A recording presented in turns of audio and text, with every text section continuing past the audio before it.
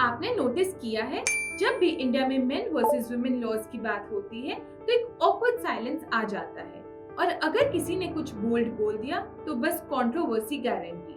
लेकिन छुपाने से सच बदलता नहीं है, राइट? तो चलिए बिना किसी बायस के बात करते हैं, क्या हमारे लॉज जेंडर न्यूट्रल है या थोड़े वन साइडेड? पहला, फॉल्स प्रॉमिस ऑफ मैरिज। अगर एक लड़की किसी लड़के के फॉल्स प्रॉमिस पर फिजिकल रिलेशन बनाए और बाद में उसे छोड़ दे, उस केस में लड़का कुछ लीगल एक्शन नहीं ले सकता। लेकिन अगर रोल्स रिवर्स हो जाएं, तो लड़के के लिए ये पनिशेबल ऑफेंस बन जाता है। फेयर लगता है?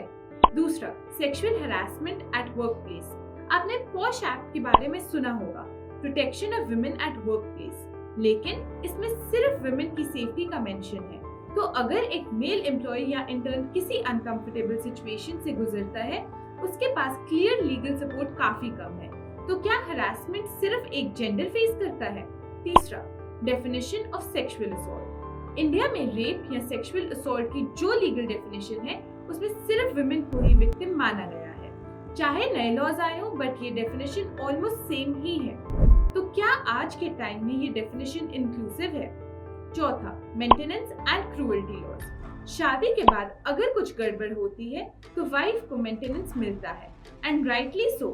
लेकिन अगर हस्बैंड को जरूरत हो तो लॉज उसके लिए साइलेंट है। तो क्या जरूरत सिर्फ एक तरफ होती है?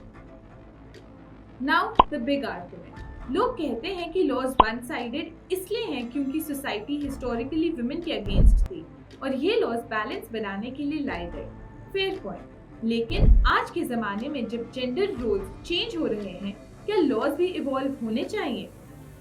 तो दोस्तों, आप बताओ, क्या इंडियन लॉज ट्रूली फेयर है सबके लिए, या टाइम आ गया है उन्हें थोड़ा और बैलेंस बनाने का? कमेंट करो, शेयर करो और इस कॉन्वर्सेशन को ओपन करो, क्योंकि लॉ सबका है तो जस्टिस भी सबके लिए होनी चाहिए।